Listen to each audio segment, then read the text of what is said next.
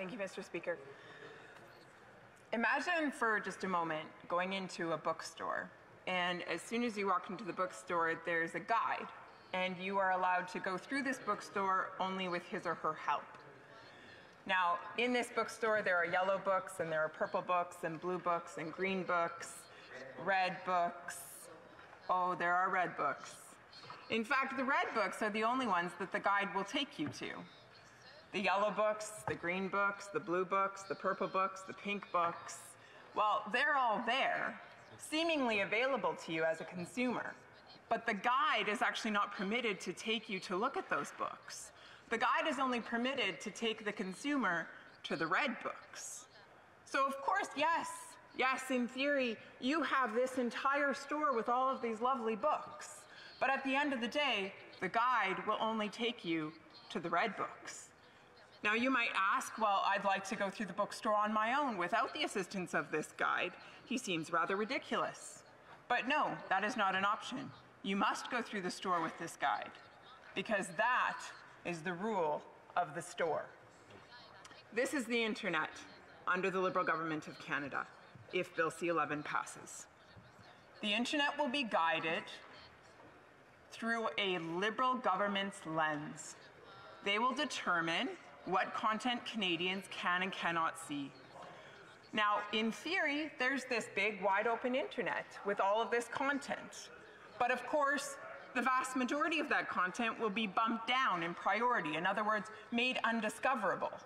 But the red content will be made top priority, moved toward page 1. This is where Canadians will be pointed to. So when they go on YouTube and want to find information that they care about, or watch videos that they're passionate about, or explore topics that they want to learn more about, instead, the government will make sure that they are pointed toward videos that the government has curated for them to watch. That is what C-11 is all about. Now, an individual might say, well, I will use my search bar to look for the things that I wish to watch. No, you won't, because the government will take control of one's search bar and actually direct them toward the things the government wants them to watch. That is how the internet will be curated. That is how it will work. Legal experts came to our committee at the House of Commons and also appeared in Senate.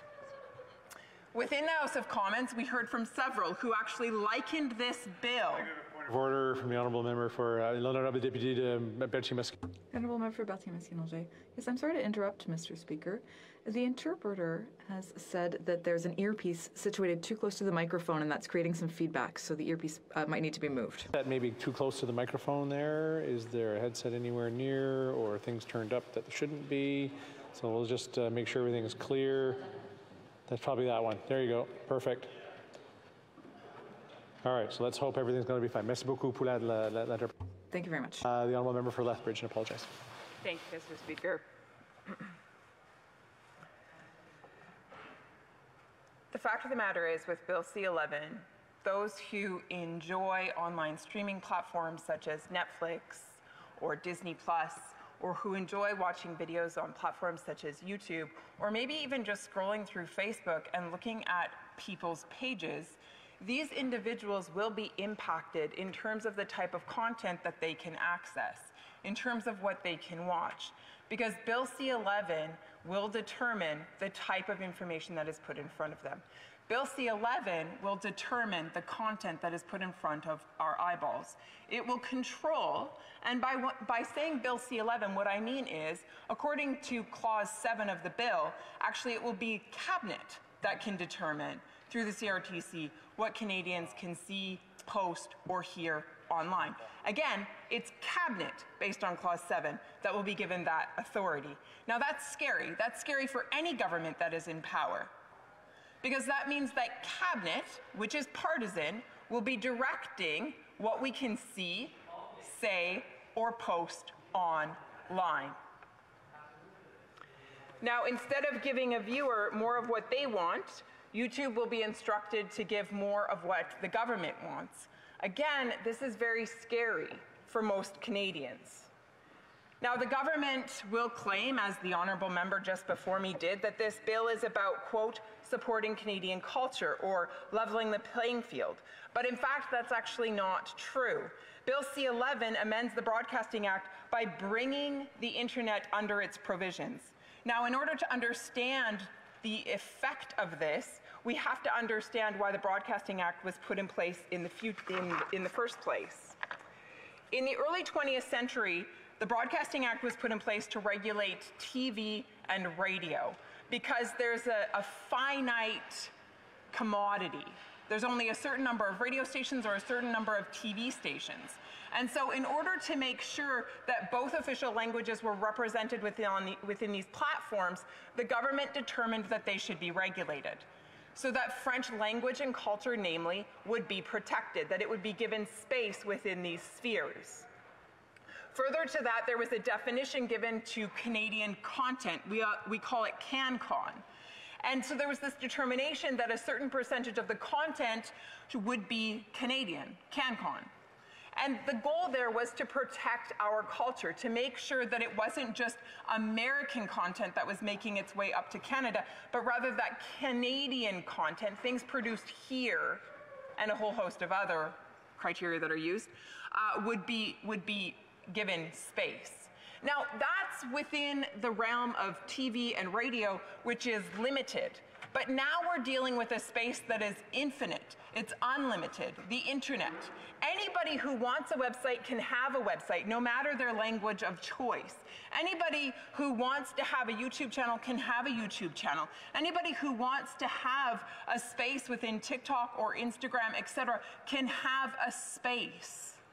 We are no longer dealing with a finite resource. The government doesn't need to regulate which content then should be prioritized and which content shouldn't be, because we're no longer dealing with limitations. There's space for everyone. And I would plead with the government to perhaps look back on the record of what the former Prime Minister Jean Chrétien had to say with regard to this. In 1999, he faced a similar question around the internet and whether or not it should be regulated. And after undergoing thorough investigation and a public inquiry, the determination was made that it should not be. He determined that the internet was so different than TV and radio that to treat it the same would actually be to stifle progress. And so after numerous public consultations, because there have been many done since Chrétien, here we are, willing to function in a regressive way rather than maintaining the progressive stance that was taken by the former Jean Chrétien. Now, at that time, I'll read what the directive stated in 1999. It said this: the Commission, the CRTC, expects that the exemption of these services, internet, will enable continued growth and development of the new media industries in Canada, thereby contributing to the achievement of the broadcasting policy objectives, including access to these services by Canadians. In other words, the determination was made that the internet would not be scoped into the Broadcasting Act, that it would not be regulated. And the reason for that was because there was this belief that innovation would take place if it was left alone, that advancement would take place if it was left alone, that growth would take place if it was left alone, that opportunity would be seized by all sorts of people from all sorts of regions with all sorts of backgrounds and from all different linguistic ways. I would invite this government to consider its regressive stance and pull this legislation.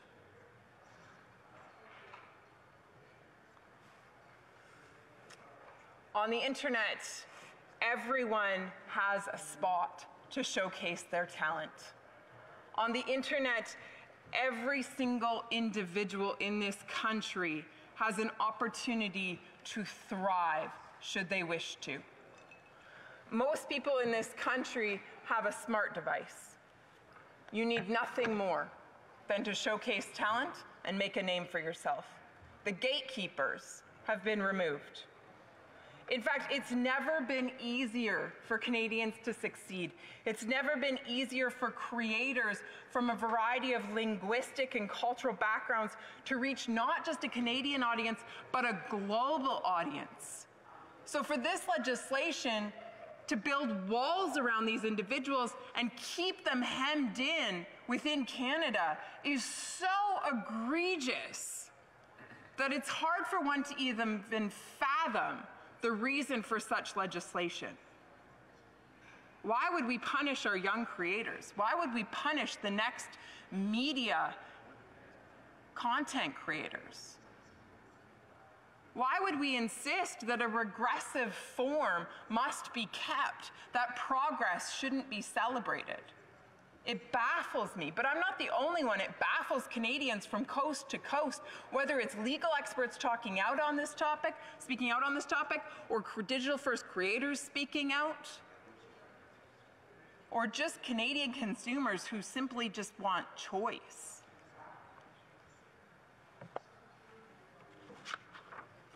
The fact is the gatekeepers have been removed. Where a creator used to have to put together a pitch or a package and bring it to the gatekeeper, such as CBC or Chorus Entertainment or Bell Media or Rogers, and they would have to plead with them to accept their package, to accept their idea, to accept their creativity. That used to be the way it was done. But now with the internet, we've entered this magical space where creators, innovators, thought leaders get to put their content out there and allow the Canadian people themselves to determine whether they like it or not, whether they want to watch it or not. We've removed the gatekeepers. It's incredible. And instead of celebrating just how amazing that is, this government is hell-bent on putting legislation in place to make sure that we maintain these old, antiquated ways. Shame, shame. Why? Why? Isn't the very nature of the arts something that should propel us into the future? Something that should have forward momentum? Something that should be creative and innovative in nature? Isn't that the whole point of the arts? So why would we hem these individuals in?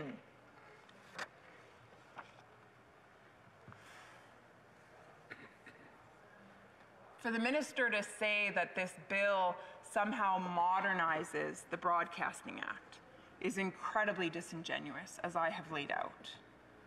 The minister is failing to account for the tremendous progress that has been made, the creativity that has been allowed to flow. Take, for example, Justin Bieber. He went big in approximately 2013. And the way he went big was because he put out a few songs on YouTube, and he got discovered. He didn't have to put together a big media package, though he could. He didn't have to depend on gatekeepers to either accept him or reject him, but rather he could put his talent out there. And his talent was discovered, and we know that he went big, and he's a Canadian artist that we're proud of. There are many more like him who are aspiring. And by putting a bill like this in place, by putting Bill C-11 in place, what we're saying to that next generation is don't bother. Don't bother. We want to subject that next generation to the same rules that we subjected artists to in the 1970s. Forget progress. If you want to engage in progress, perhaps consider moving to the United States of America or South Korea or the UK. But in Canada, Bill C-11 puts this massive banner that says we are opposed to innovation, we are opposed to progress, we are opposed to celebrating artists. Shocking.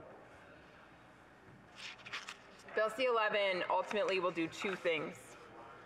It will censor what we can see online because the government will dictate the content that is there.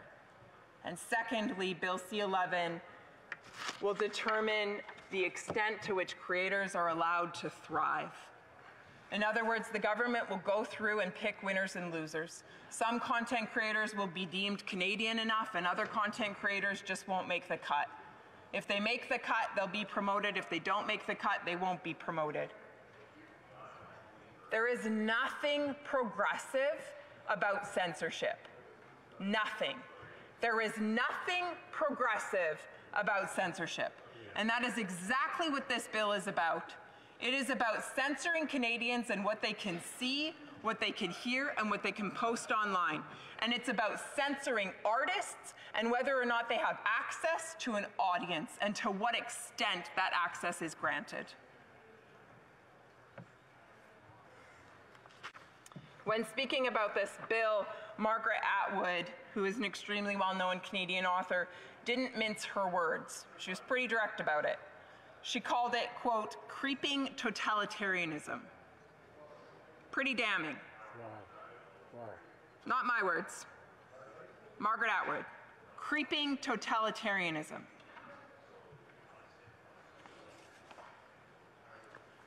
Now, I think in order to understand this a little bit more, we actually have to go back to the origin. We have to go back to the origin of this bill.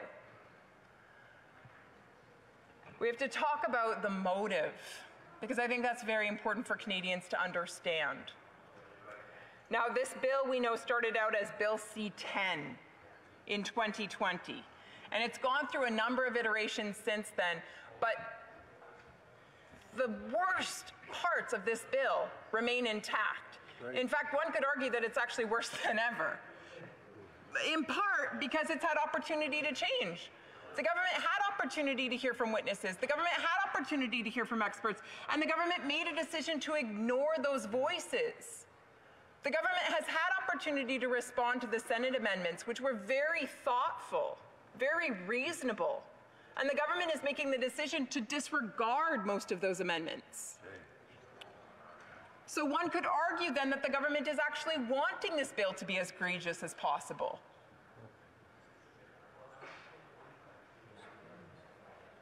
So what brought us here anyways? Why is the government so hell-bent on Bill C-11 going through the way that it is? Well, the evidence would say it's because of broadcasters. Broadcasters wanting to maintain power and wanting to hold money. So you have these large broadcasters, CBC, Bell, Corus Entertainment, etc. And they are limited by CanCon rules. A certain percentage of their content that they show on their traditional streaming platforms has to be Canadian content. Now, of course, this acts as a limitation to them. Those are their words. That's what they've said. They don't view that as an opportunity to show more Canadian content. They testified in committee that they view it as a limitation. And so because they're limited, they have to show a certain percentage of Canadian content, CanCon. They say then these other streaming companies should have to do the same because they want it to be same. Further to that, these broadcasters have to pay a certain percentage into an art fund. This art fund can then be drawn from by Canadian artists who are producing CanCon and used for that material production. Now, because these traditional broadcasters have to pay into this fund and these larger streamers don't, the broadcasters went knocking on the Liberals' door and said, hey, we want legislation to be brought in place to quote unquote level the playing field. We want you to go after these streaming platforms, and we want you to make sure that they're showing a certain percentage of Canadian content, and we want you to make sure that you're taking a certain percentage of their revenue and putting it into this art fund. Now, at first glance, that might seem reasonable, except that when you dig into it further, you realize that the broadcasters and the big art unions are simply gatekeeping. They're not wanting to celebrate progress. They're not wanting to look forward to the future. They're not wanting new artists to succeed. They are simply wanting to gatekeep. They're wanting control or power, and they are wanting money.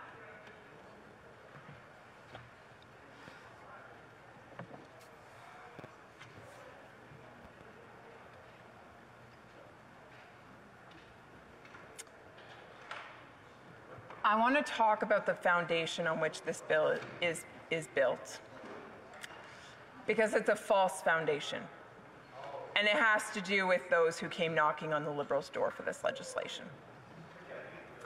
This bill is based on the deceptive notion that Canadian content creators or artists can't make it on their own merit. That somehow they need this special fund in order to make a go of it. But YouTubers and TikTokers, online creators, are proving this notion wrong each and every day. They are succeeding without drawing from the art fund. They are succeeding without the government mandating that Canadian content must be watched. They are succeeding because they have incredible talent to watch, incredible talent to offer, and Canadians are finding themselves drawn to it. Now, there's this idea, though, that in order to succeed as an artist in Canada, you need monetary support, and that it's the government that should provide this monetary support. Furthermore, there's this other misinformation that's being spread by the government, and that is that people won't choose Canadian content unless it's forced in front of their eyeballs. That a certain percentage of what is offered on television or the radio or now the internet must be Canadian, otherwise people won't watch it. Well, how degrading is that? Like, as if our artists don't have the ability to produce content that people might want to consume all on their own? No. Instead, the government must rush in and rescue these poor Canadian artists because without government intervention, they won't succeed. What a lie! What a crux! No, Canadian artists are incredibly talented individuals who can make a go of it all on their own. We have a point of order from the honourable member for Timmins James Bay. Well, we've listened to 18 minutes of disinformation and conspiracy theory. Then the member says that the bill is a lie. I think she has to withdraw that comment given the disinformation we've had to sit through when we sat through it respectfully. I made my own statement. I mean, we don't want the use of that word, as much as we possibly can. But I'm also going to make a suggestion that the people that are having side comments, side discussions while the member is trying to present as well is probably not as respectful as either. So I would suggest that we all sit and listen and get ready for the questions and answer component of the debate. The honourable member for Lethbridge. With regard to money, the Heritage Minister claimed that this bill would capture $1 billion from large streaming platforms. Now, to this day, he's not able to provide how this $1 billion figure was arrived at. So we'd actually still love that document, by the way, if at all possible. But according to the government, they say that they're just forcing the large streaming platforms to pay their fair share. That's how this $1 billion is going to be brought in. And again, at first blush, perhaps that seems reasonable. Perhaps these foreign streaming platforms should just pay their fair share. The government says that this money will save Canadian culture, as if it's dying. I'd be curious to know who says it's dying. I'd be curious to say who says it needs to be rescued. Who says it's fragile? Who says it's on the verge of being extinct? And aside from all of that, and most importantly, isn't Canadian culture what the Canadian people determine it to be? And last I knew, the Canadian population is actually growing. So I think Canadian culture is probably alive and well, don't you? Anyway, it doesn't matter, because neither the minister nor his department have been able to show me that document that shows that this $1 billion would somehow be extracted from these foreign platforms and then infused into the Canadian art scene. Show me the money. The reality is, though, it doesn't matter. It's insignificant. And the reason why it's insignificant is because as much as Bill C-11 might produce this $1 billion, the way that things are right now is much better. Much better. Investment in Canadian production isn't drying up, as this government would like Canadians to believe. That's a false notion. In fact, investment in Canadian production is better than it's ever been before, without government intervention. Huge investments are being made, and let me go over that here for just a moment. According to Wendy Noss of the Motion Picture Association Canada, she testified at the Senate committee, stating that they spent more than $5 billion with a B. That's 5 times more than what the government is hoping to bring in through this legislation. So they've spent $5 billion, one company, by the way, $5 billion, one company, $5 billion. I'll say that one more time, just for the honorable member so he gets that. The government is claiming that they'll bring in $1 billion. Already there's private investment being made to the tune of $5 billion. Wow. With a B. You got it. You got it. That's in 2021 alone. $5 billion. So this government would rather have its way, shut down private investment, suppress that, in order to bring in a government-dictated $1 billion. Shame. Painful. How regressive can you be? Yes. How punitive can you be? Like, the government claims to support artists, and yet they're going to do this. They're actually going to shut down the industry. They're actually going to punish the industry that is pumping $5 billion into the creation of content here in Canada in 1 year alone. One company. That is not progress. That is incredibly regressive.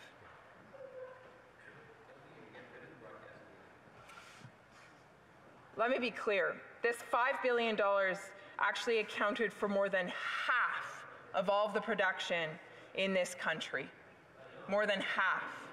And 90% of the growth in this sector over the last decade. Hold that up against the government-dictated art fund, and the government-dictated art fund fails in comparison. So do we want more government legislation, or do we actually just want freedom to reign? Freedom. I think we want freedom to reign. Freedom. We're talking about a production company that hired, trained, and provided opportunities for more than 200,000 of Canada's most talented creative workers. More than 200,000. That is far more than the Art Fund has ever propped up. And we're talking about more than 47,000 businesses that were supported in 2021 alone. Again, far more than the government-run art fund has ever supported in 1 year. So again, you can have government-dictated funds, or you can have private flowing funds. One is far more successful than the other. So, we have to ask the question, is the problem that investments aren't being made in Canada, in its production industry, or that our culture is somehow at risk of disappearing, or is there something else? I would argue that the sector is alive and well, as I've proven. And I would argue that Canadians are alive and well, and therefore so is our culture. So there must be something else. There must be something else. And I've alluded to it, but let's explore it further, shall we? Gatekeepers. We have a government that loves to support the big gatekeepers. Yep. The big unions, the big bosses that like to keep power and control, the money in their hands. We have a government that is more interested in those individuals, which compose several thousand people, than they are concerned about the vast majority of Canadians who are consumers who enjoy the content online and the freedom to explore what they will, or the creators, the tens of thousands of creators who are putting content out there and reaching global audiences. This government says, forget them. We want to serve the several thousand union bosses. We want to uphold the power and control and money that the broadcasters want. That's our focus. Shameful. This bill is based on the false notion that artists can't thrive without the government. But in fact, we know they can. We know they do. We know that they will. Part of the problem is that the government insists on using an antiquated definition of what Canadian content is. It's this whole host of criteria that make no sense at all. You can have a film like Canadian Bacon that doesn't make the cut. You can have a more recent production, The Handmaid's Tale by Margaret Atwood. It's written by a famous Canadian author, it's being filmed on Canadian soil, it stars Canadian actors, it employs Canadian producers, but it fails to make the cut. So as much as the member opposite might want to point to Schitt's Creek, well, the title tells my audience what I think of that.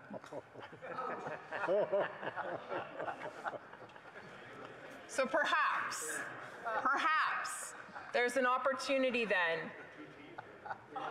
of course, so perhaps there's an opportunity then to consider a different way. Perhaps instead of applying these shackles of a certain percentage of CanCon and a certain percentage of revenue needing to go towards this art fund, perhaps we can actually just release all from those shackles. Perhaps instead the level playing field actually needs to be set higher rather than lower. Perhaps it's actually about allowing broadcasters and the internet to exist freely. Perhaps it's actually just about creative merit. Perhaps it's just about tailoring your content to an audience that wants to watch what you produce. Perhaps it's actually just about letting private production companies make tremendous investment into our nation and our artists and helping them to thrive. Perhaps it's about being progressive. Perhaps it's about being futuristic in our thinking, as the former Prime Minister Jean Chrétien actually had in mind when he said no, he would not regulate the internet.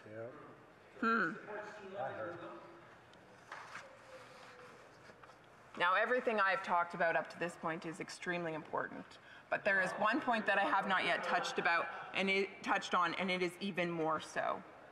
And that is the fact that this bill captures user-generated content. Now, this government had plenty of opportunities to make sure that that was not the case, and they did not take those opportunities. When I talk about user-generated content, I am talking about your Uncle Joe's videos on Facebook. I'm talking about those videos on YouTube of kids doing stupid stuff. I'm talking about... Order. I'm hearing a lot of chatter in the back corner, and I'd be more than happy to put them on the question list when questions and comments do come. But let's respect the honourable member who's speaking. The honourable member for Timmins James Bay. He said that they were going to go after my Uncle Joe's videos. He doesn't do crazy conspiracy videos. He's not a conservative. He's okay. Order. I just want to make sure we just have respect for one another in the chamber when members have the floor and are speaking. And again, chatter does get a little high in this. Chatter does get a little high in this chamber sometimes. So I'll just remind folks that lower voices do carry more in this chamber. The honourable member for Lethbridge. Everything I've talked about up to this point is significant. But the one point that I have not talked about is user-generated content. And make no mistake, this government had every opportunity to make sure that user-generated content or ordinary content was not scoped within this legislation. And yet this government refused every opportunity that it was given. Shame. Now, when I say ordinary content or user-generated content, I'm talking about those videos that are put on Facebook.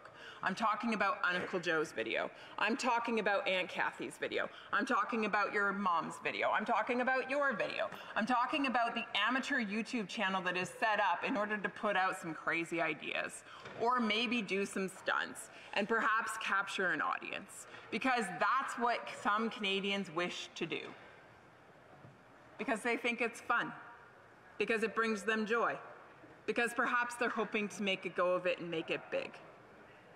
I'm talking about those individuals who are taking advantage of this free space called the internet, who are putting something out there and saying to Canadians, you can like it or not like it, but I present it to you. And if Canadians love it, these individuals go big. And if Canadians don't love it, or if the global audience doesn't love it, then usually it doesn't go too big. But regardless, those individuals have the right to put it out there. Bill C-11 will revoke that right. Bill C-11 will revoke that ability. It will move their content down in the system and make it undiscoverable. which means that this government will be determining who wins and who loses. This government will be determining which content gets seen and which content doesn't. And it doesn't matter if it's from a large streaming platform or from simply an individual using Facebook. That's crazy. It is. And we heard from witnesses at our committee in the House of Commons and in the Senate committee who raised this issue, whether it was content creators themselves who are incredibly concerned, or Canadians who are incredibly concerned, legal experts who are incredibly concerned, consumer groups who are incredibly concerned. There is massive concern around this scoping in of user-generated or ordinary content. In fact, there were some legal experts who went so far as to say that it actually likens us to places like North Korea or China, where the government is monitoring, surveying, and actually controlling what can be posted online. Now, that should be very concerning for everyone in this House. That's not Canada. That doesn't ascribe to the values that we call Canadian. I mean, we have a Charter of Rights and Freedoms for a reason, because we, at least in theory, value freedom, we value choice, we value opportunity. But when the government determines that it's actually going to regulate what can be posted, what can be seen, what can be heard online, then we're no longer functioning within that realm of freedom. And at that point, then, we are not only taking away from consumer choice, but we are also stagnating the success of these many digital-first creators and individuals who would wish to make a go of it and capture an audience online. And not only for this generation present, but I'm actually talking about next generations to come. Those individuals who are to come after us, who would wish to seek success online, the government will have already determined their future. I'm talking about homegrown comedian Darcy Michael, a self-proclaimed pot-smoking gay man. He was turned away by traditional broadcasters, he told us at committee, but now he's enjoying tremendous success on YouTube. I'm talking about a woman, a South Asian woman from Toronto who goes by Auntie Skates. She's in her 40s and she decided to take up skateboarding during the pandemic, and she thought it would be kind of cool to bring people into her journey with her. So she thought she would start posting videos and including some funny quips. People loved it. They still love it. She's done extremely well for herself. She was able to quit her job in finance, and now she's able to just make a go of it on YouTube. She's able to invest in her family and in their quality of life, and she's enjoying it tremendously. You see, the freedom of the internet and the opportunity to advance oneself within this space without needing to worry about gatekeepers has been quite magical for many. Moms have been able to stay home and enjoy a better life-work balance. Youth have been able to, use their creative imaginations and their skill behind a smartphone, and they've been able to capture an audience, and many of them have gone viral. It's amazing. So it's unfortunate that we have a government that doesn't take the opportunity to celebrate these individuals. It's unfortunate that we don't have a government that takes this opportunity to celebrate innovation and forward thinking, the momentum that is being gained within this space. And instead, we have a government that is insisting on regulating the internet and bringing it back into the ages of radio and television. I mean, I'd be curious to know who in this place pays for a cable package. Probably very few of us. Why? Because we don't want what we see to be controlled for us. Instead, we like on-demand streaming because at the end of the day, we want to watch what we want to watch when we want to watch it. So for this government to bring the internet under this umbrella of the Broadcasting Act, which is incredibly outdated, is wrong. At the end of the day, Bill C-11 will do two things. It will censor what Canadians can say so that homegrown talent and creative content here in Canada will no longer succeed based on merit. Instead, content will be subject to a set of criteria that bureaucrats in Ottawa, and it can be directed by Cabinet, will use to determine its level of Canadianness. And this will favor traditional art forms, of course, over the new creative content that is coming out. As a result, we heard at committee that many cultural groups, including BIPOC Canadians and Indigenous Canadians, will actually be hurt. Furthermore, Bill C-11 will censor what Canadians are able to see, or in other words, what consumers are able to access online. This piece of legislation will effectively make the government a regulator of the internet. The search bar will be conditioned to follow a set of algorithms that are predetermined by this government. And so Canadians, when they go searching, will not find the things that they freely wish to find, but rather the things that the government wishes to show them. So on behalf of Canada's amazing creators, who have achieved tremendous success on new media platforms, or who seek to do so now or in the future, and on behalf of Canadians who value the freedom to choose what they watch and listen to online, I move the following motion. The following amendment, I should say. That the motion be amended by deleting all of the words after the first word, that, and substituting the following. The order for the consideration of the amendments made by the Senate to Bill C-11, an act to amend the Broadcasting Act and to make related and consequential amendments to other acts, be discharged and the bill be withdrawn. Thank you.